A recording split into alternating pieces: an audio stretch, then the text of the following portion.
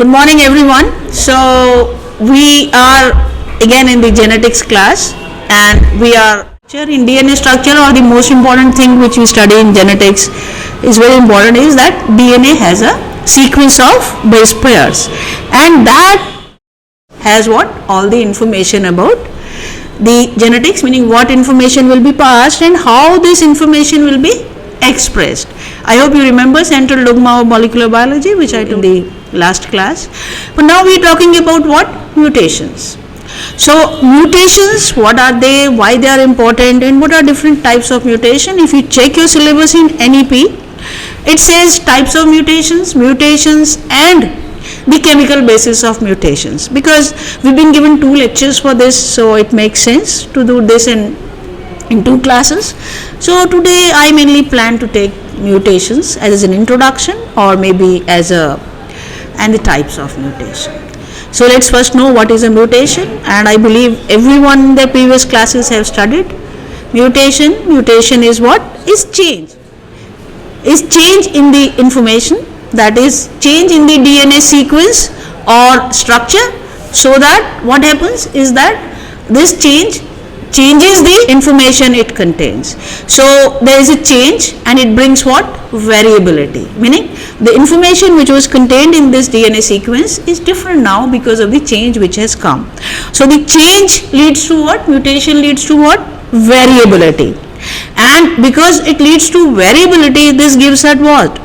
Because it gives us the scope of evolution, selection, diversity. So mutation is just opposite of linkage, but it is very, very important in the system.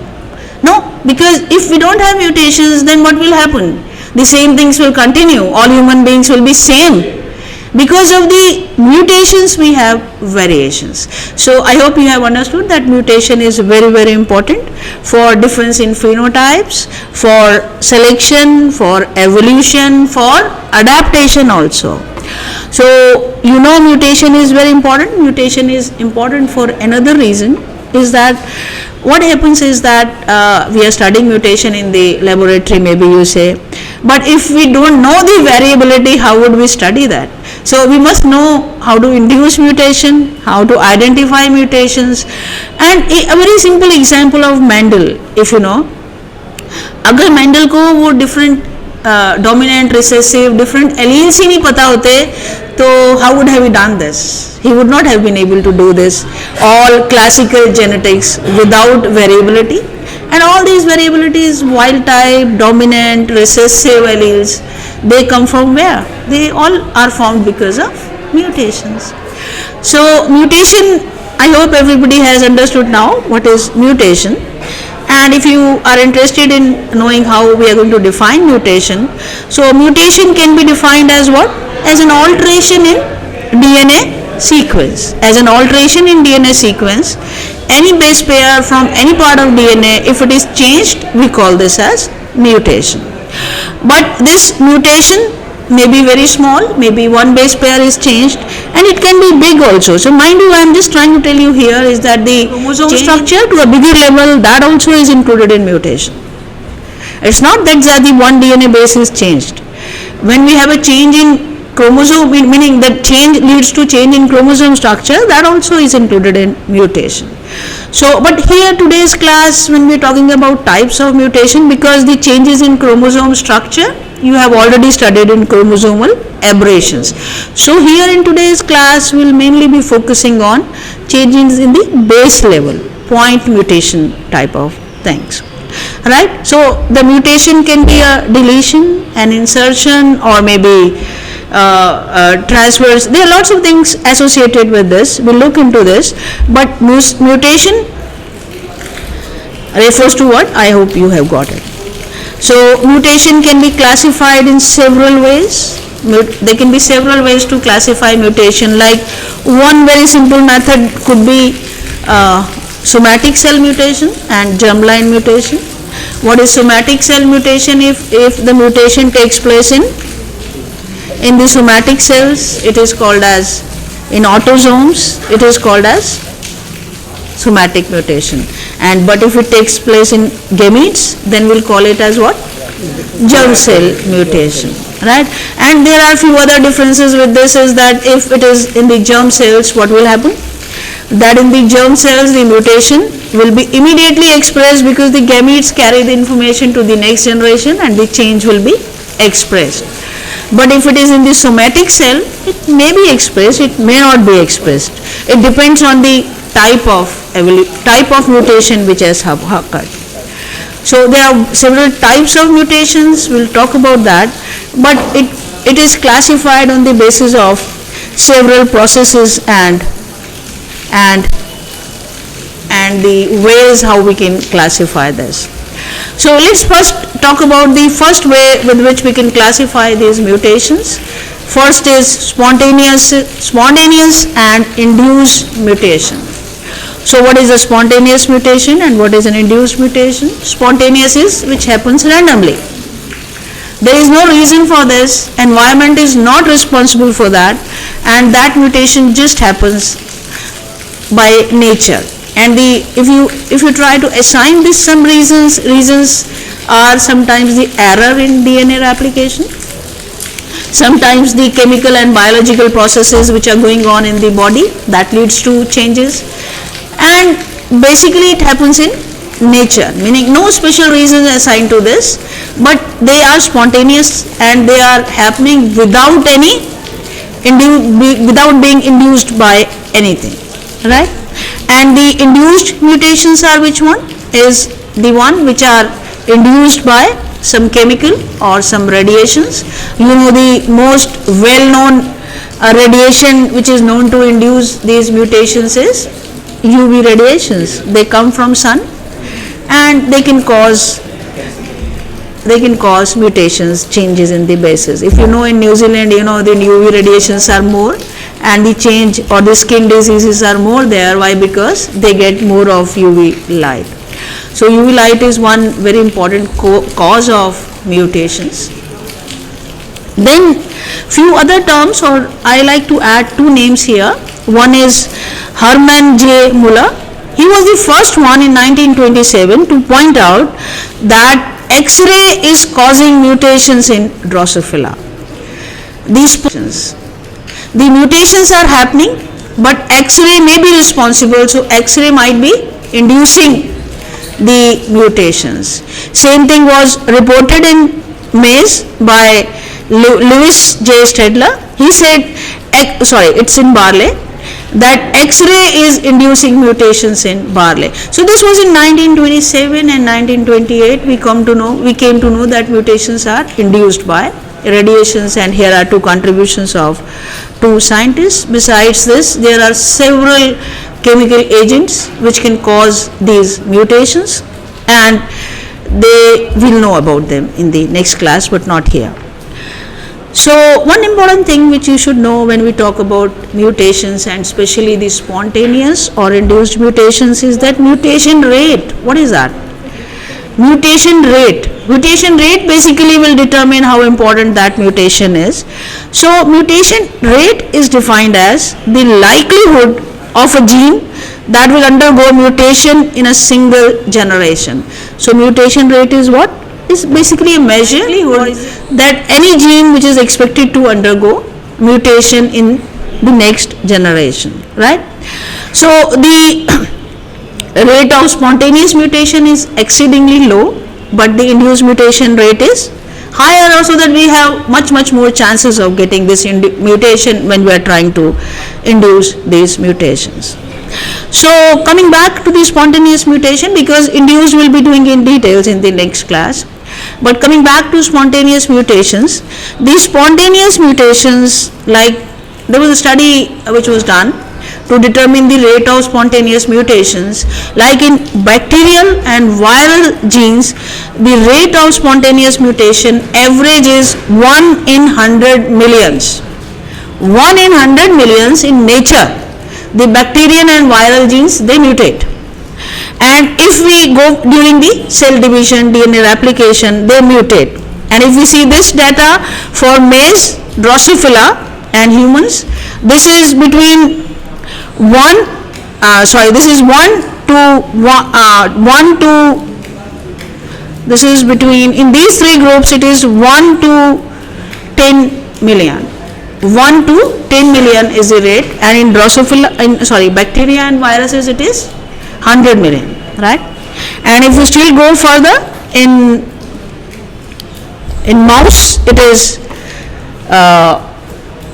still higher, and it is between 10,000 to 1 million, right? So what did you get out of this? Is that this rate of mutation, it varies from person to person, right? From organism to organism, spot to spot. Certain places of DNA are more liable to mutations, certain are less liable to mutations. Certain organisms are more liable to mutations, and some are less liable to these mutations. So here comes one term that we call as mutation hotspots. What does that mean? Mutation hotspots. So certain regions of DNA may be more prone to mutations, and we call them as mutation hotspots. And what could be the reason behind them being hotspots is that maybe during their replication in the DNA, more chances of error, because basically these things come from during DNA replication enzymatic process. So when we studied DNA polymerase, and I hope you remember, at that time we knew that the error rate, right? So mutation, spontaneous mutation, they come as an error rate. So these hotspots basically have higher rate of errors, and they are more likely for spontaneous mutations. Right with this? So this I was talking about spontaneous versus induced mutation. Again, there is a test for determining the spontaneous mutation. This test is called as Luria-Delberg fluctuation test. See, there was a proposal where people said that mutation can be induced because of stress, meaning the natural mutation which is happening in any bacteria or virus or humans, that may be because of some stress. We feel that it is spontaneous, but it may be because of some stress. So then came this fluctuation test from, I said what? Luria-Delberg fluctuation test. And what happens in here? With this test, we could determine is that these mutations, they are random or they are adaptive, meaning they have come because of some pressure, or they are random mutations, right? So in this test, in 1943, what did Luria and Delberg did? They did one experiment to prove this thing, that the spontaneous mutations are spontaneous, right? What did they do? They worked with E. coli and T1 bacteriophage system. What did they do is they multiplied bacteria, E. coli, in one conical flask, right? They multiplied it to few generations, that the sufficient quantity was there, and after that they shifted this to 10 small conical flasks, meaning they had a one big conical flask and then they shifted this to 10 small conical flasks, right? And they multiplied this in 10 small conical flasks also. They kept multiplying till the small flasks, they had 20 million cells, bacterial cells in them. Okay, you can very well imagine, it was one big flask which was the source. From that we made 10 small flasks, conical flasks, and we multiplied till all of them had 20 million cells in them, right? Because basically we wanted to give them several generations of multiplication. Agreed? Then after that, what did they do is they transferred these cells to the Petri plate, where we had what? Bacterial cells growing, and in the bacterial cells they introduced what? T4 bacteriophage. So what will happen? What do you expect and what do you want to see in here is T-phage will do what? T-phage eats up the bacteria, isn't it? ऐसी तो होता है. And if that bacteria is not resistant to that phage, what will happen? It will not be able to grow, right? So the E. coli which we originally used was not resistant to T4 phage, right? So now in your Petri plate, only those bacteria which have seen random mutation will be able to grow, isn't it? You agree, all of you agree with me, right? So they had 10 flasks of 20 million population, and they were given sufficient time to multiply, right? And what did they observe? They also inoculated Petri plates with the original source, that is the big flask. So what was their result? The big flask they had shaken before inoculation, and the small flask they also shook, but they inoculated 10 different plates. So what was their result? Their result was that the big flask that gave us the bacterial colonies, of course they came because mutations happen and the bacteria develop a capacity to grow again, right? So what happened after that is that from big flask the population of E. coli could come, and same way it could come from small flask also, right? But what did they observe is that from big flask the number was same. If they inoculated 10 Petri plates from big flask, the all 10 of them showed a similar range, maybe 40 to 50, that's it. But in the smaller flasks, what happened? One flask had 5, the other flask had 50 colonies coming. What did that mean? That these variations, the expression or the mutation which was coming was varied and it was spontaneous because everything had same source. So this test proved that the spontaneous mutations are spontaneous, there is no source which is instigating them, because all were from the same source, but it was varying and varying a lot. Right with this? So this Luria-Delbruck fluctuation test proved that the spontaneous mutations are actually spontaneous, they are not being induced by the environment, right? One more thing, even now in lot of research people argue and people want to discuss that it is the stress which is inducing the mutation. Stress and selection pressure and meaning the need to survive is inducing this mutation, but it has not been proven conclusively. So till now it is known that mutations are spontaneous. Of course we can induce them, but there is a good rate of mutations going on spontaneously, and these mutations add to what? To variation, adaptation, and they give us a scope for evolution. So that was about the spontaneous mutations, and I told you that with this test we could know, and there is research going on, I said, where we could prove, there's still researches are going on where some group of people feel that these mutations are also induced because of some selection pressure, but it has not been agreed now. Spontaneous mutations are spontaneous without any stimulus. All right with this?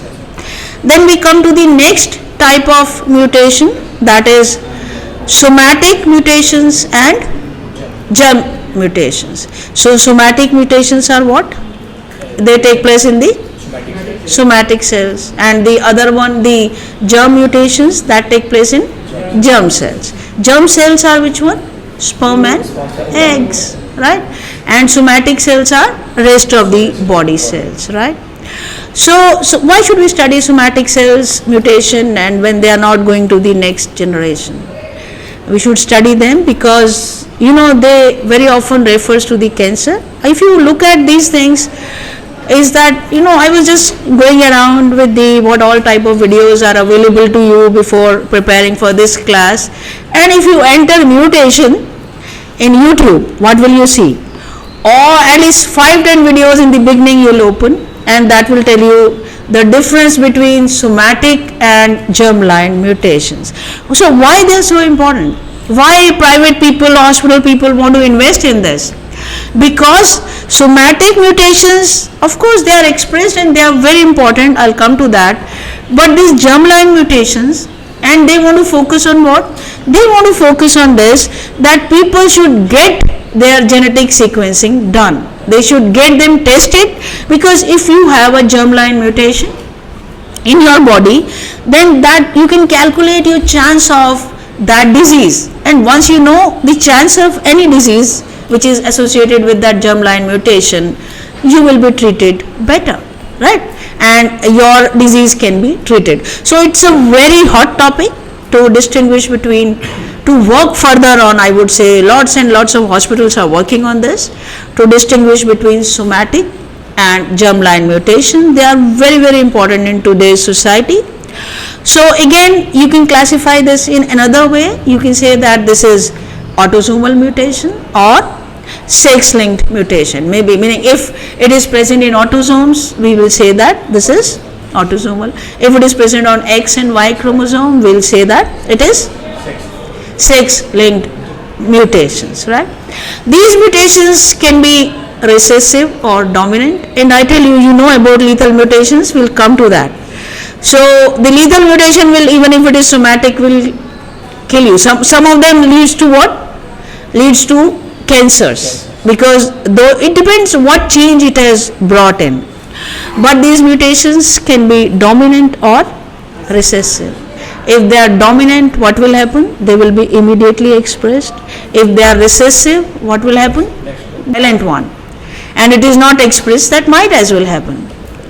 Right? So mutation, the recessive mutation usually has a chance that it is not at all expressed. Right? Because if it is recessive, the dominant character will be expressed. But I hope you know what is a hemizygous individual, or in males they just have X chromosome. So if that X chromosome had a mutation, that will be immediately expressed in the next generation, or maybe during the multiplication. So these type of sex-linked mutations, they can be dominant or recessive, and their expression depends on several features or several situations. I hope you agree with me for that. So, but I told you already that mutations in germ cells, they are of greater significance, and they are very, very important because they are transferred to the next generation with gametes, and they have an important scope of being expressed, because they will be immediately expressed, right? And again, X-linked recessive mutation arising from gametes of a homogametic female may be expressed in hemizygous male offsprings. I hope you got it. Hemizygous male offspring is because whatever is happening in X chromosome in males, it will be expressed because there is only one copy of gene in that case, right? Whatever is present in X chromosome will be expressed, and even the lethal genes. If there is a lethal mutation, that will be immediately expressed, and that will not go unnoticed. I told you already that the mutations have a chance of being gone unnoticed if it's a recessive, and sometimes it does not carry any character and it is a silent mutation, but recessive lethal in hemizygous will be expressed. So when we understand and try to study the causes of expression, we can study, but this was one way to classify the mutations. First I said spontaneous versus induced, then I told you about somatic versus germline. I hope you will be able to write short notes if it comes in the exam. Then there is another way to classify mutations, that is based on type of mutations, right?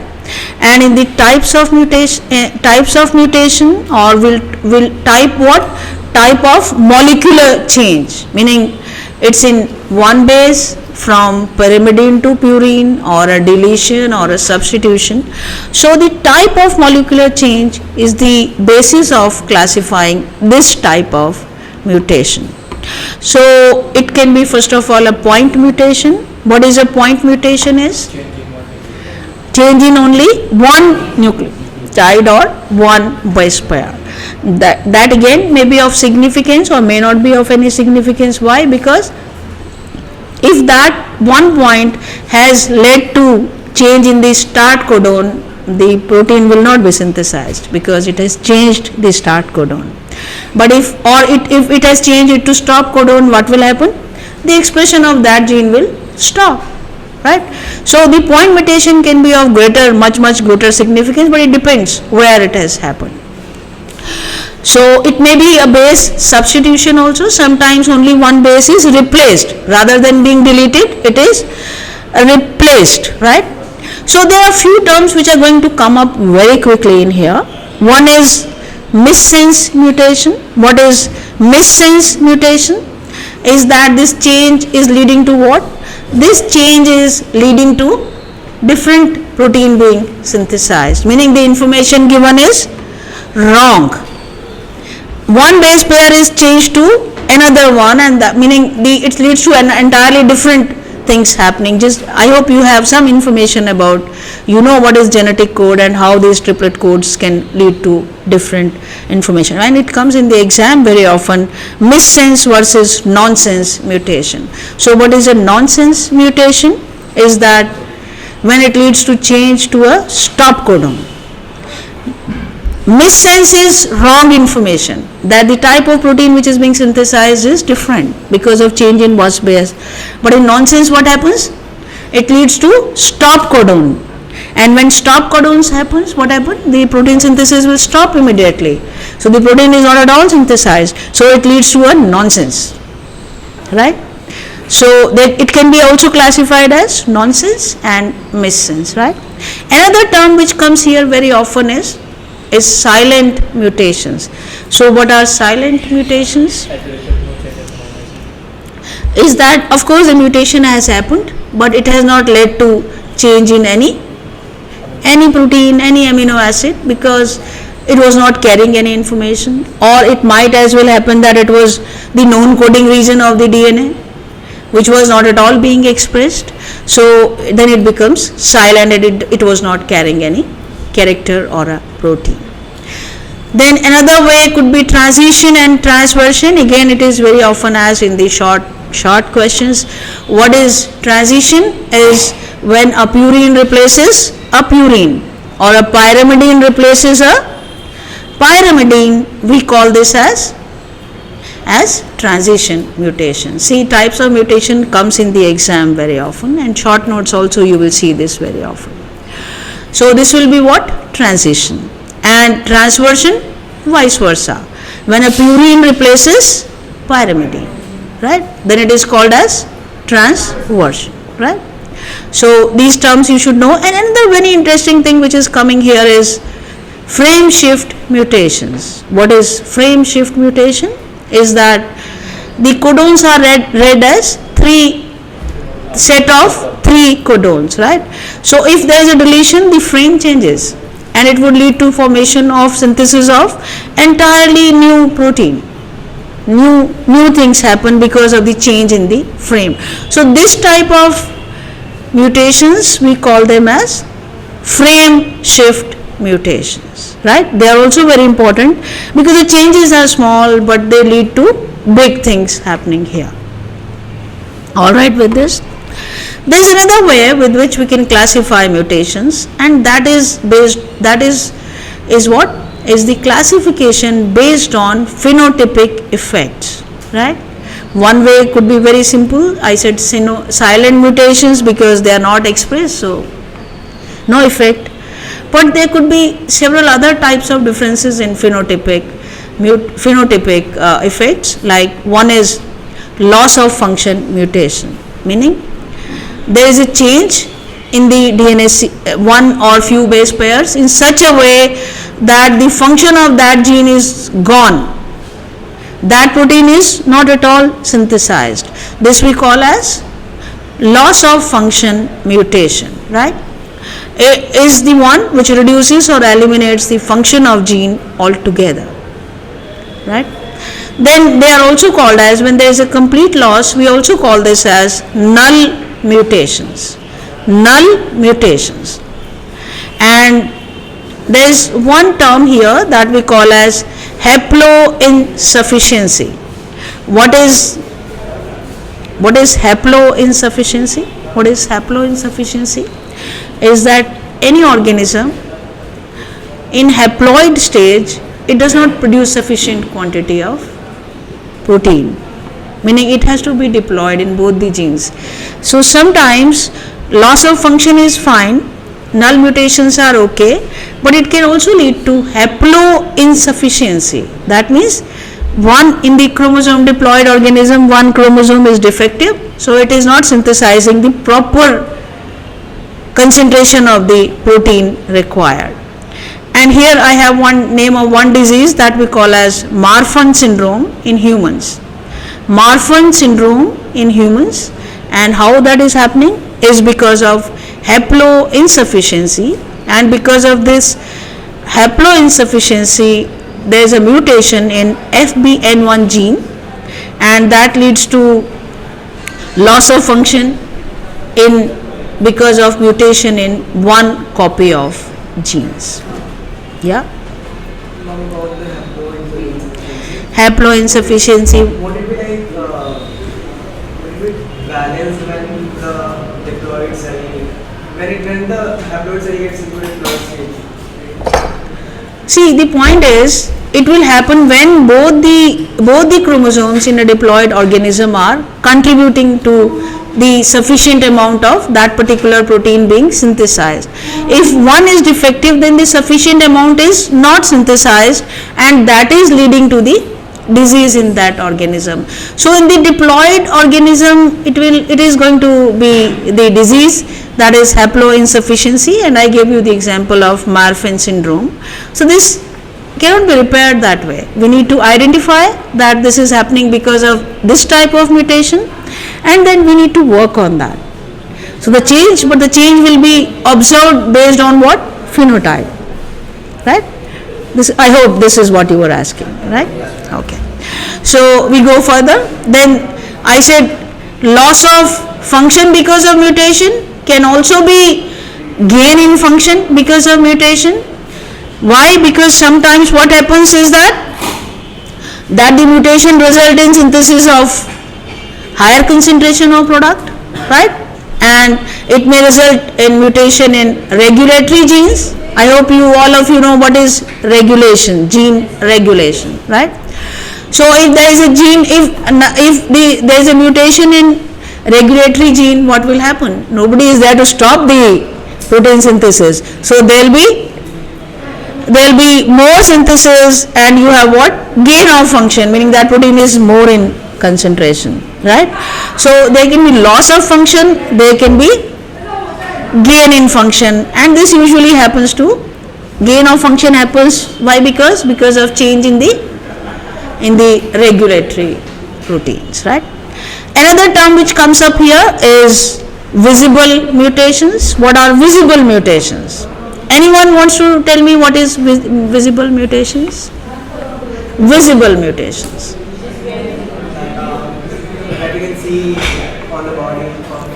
Which are directly related to visible phenotype, meaning you will see the change in the person. Like for example, Mendel के सारे characters visible, they were a type of visible mutations, right? The seed coat was changed, that was a visible mutation. All right.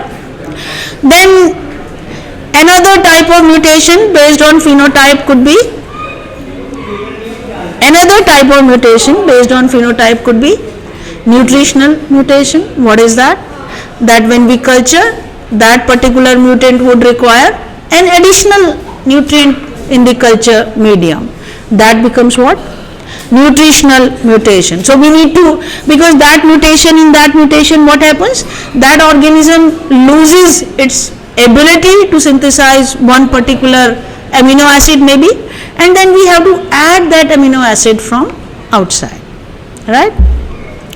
It may be a biochemical mutation, and what is biochemical mutation is that again the change in the biochemical mutation leads to the change in the protein function, and the two examples of biochemical mutations are sickle cell anemia and hemophilia, right? And they are because of change in the pathway, and that particular amino acid or vitamin is not synthesized. Then mutations can be behavioral. Please, you will not find it anywhere. I am not going to give you notes. You have to listen it again and again, right? So what is a behavioral mutation?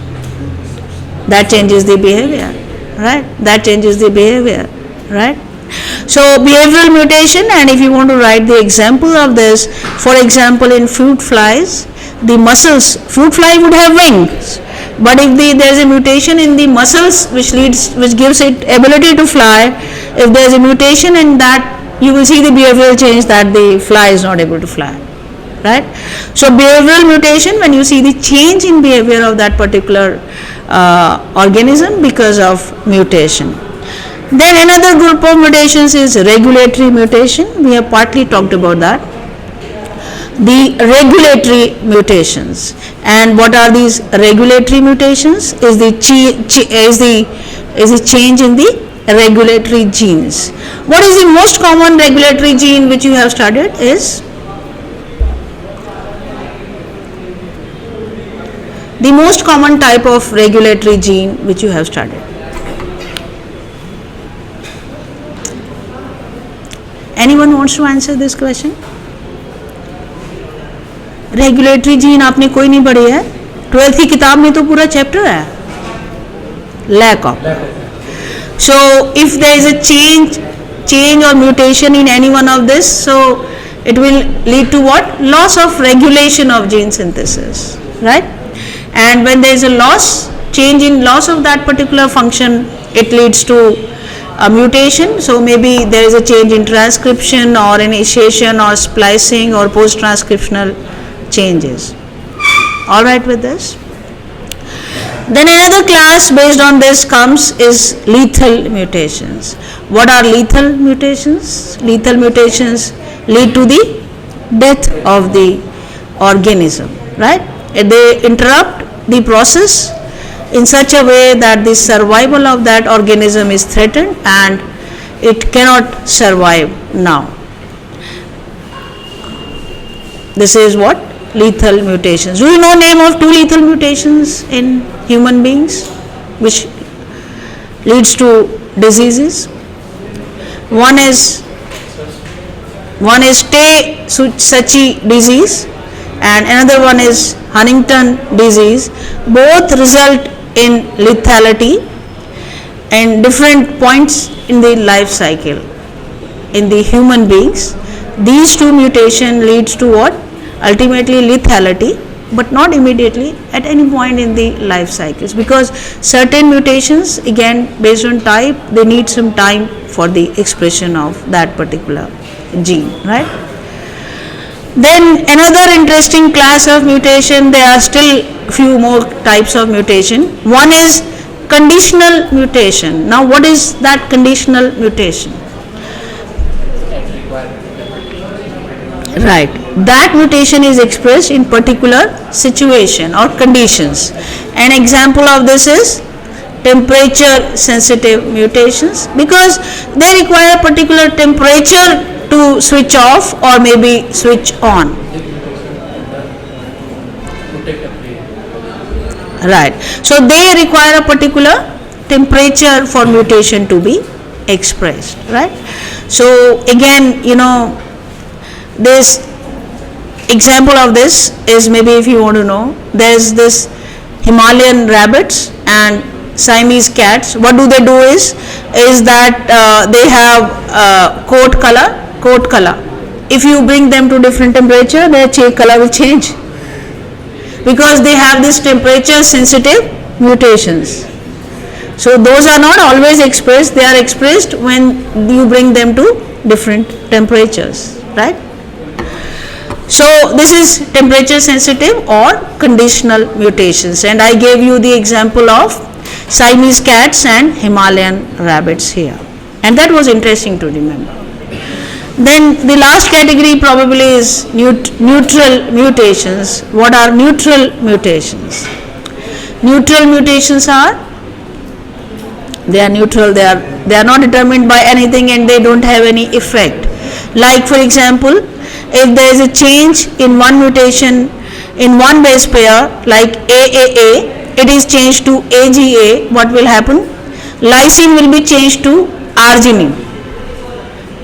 AAA is coded by lysine and AGA codes for arginine, and both have similar properties. So even if the change has happened, it will not be seen. So this is what a neutral type of mutation, which is of course has happened but is not seen by anyone. So this was it for types of mutation, and I think I earlier used to make a diagram and I used to write all the types, but now I leave it to you that you will prepare that on your own. But it's a very interesting thing to know, and how do we classify mutations. And I have told you several terms. Quick recap if you want, but I think you would need to watch it again, because that facility you have when it is being broadcasted live. So this was it. Right, I have a small interesting question here for you to solve this. Is we try solving it here itself. Is that what happened is that in an egg cell, please can you attend to my question? I am saying in an egg cell, what happens that because of a mutation, A changes to T only once. A is changed to T. What do you expect here? What is the change in phenotype which you want here? What do you expect here? Now tell me the answer. I said in an egg cell, A is changed to T by a mutation, right? Then what do you expect? How can you say it? May be a very important thing. So this was a very tricky question again, because let's see how it goes today. This was the first trial class for online transmission, live online transmission. Anyone with the answer? Anyone wants to answer this question?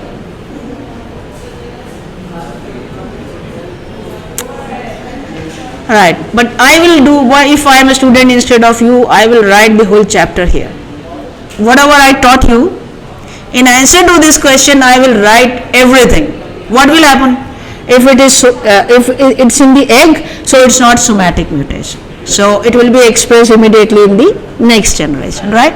It may be lethal because if it may be biochemical. So I will write all types of mutation in answer to that. It can be neutral also, but you have to show your knowledge. Meaning I can ask you types of mutations this way also. This is what I was trying to tell you. Agreed? In the question it meant fertilized egg, right? Yes, of course. I meant because it will be expressed. Whatever change has come, it was expected to be expressed. Anyone wants to say, did you feel awkward with this class when it is being transmitted online? No, ma'am. You liked it? Yes. And but I had a problem that some of the students at the back, they were talking I meant actually about the arrangement. about the arrangement. It will be better next time. What we do is I will go back home and watch this. How did it go? And whatever are the problems, I will address those problems. So from next class, I suppose it would be better, because I will play the PPTs along. Certain terms I might have said, but in this video they will come. When you see this in the evening, those PPTs I will insert at places and you will be able to see. But I am not too sure about the voice and other things, how it comes.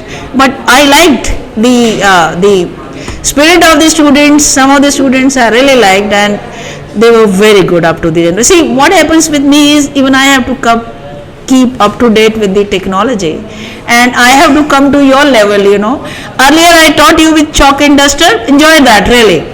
Then I thought, why not try the other way? When I have a good camera, I have good audio system, and whatever is the problem, I am all done to do that. So why not try it? Maybe it happens. And it will be, it's a sort of, I would say, good thing which you are contributing to the others. Those students who are absent in the class will be able to see this, and your fellow students in the other colleges, they will also be able to see this. And you don't have books for the new NEP syllabus. So you will also like this maybe, and your juniors will see you, because I will not teach it to the next class, the same paper, because I want to have a diversity. My purpose is to grow myself, not repeat the things, right? So it will be different students every time studying different papers. So thank you very much for your cooperation, and I really appreciate you students' gesture. Or we'll see how it goes. In the evening I'll get back to you, and maybe I try to show you what happened in today's class. Thank you very much. Thank you very much. In the evening, yeah, you can stop it.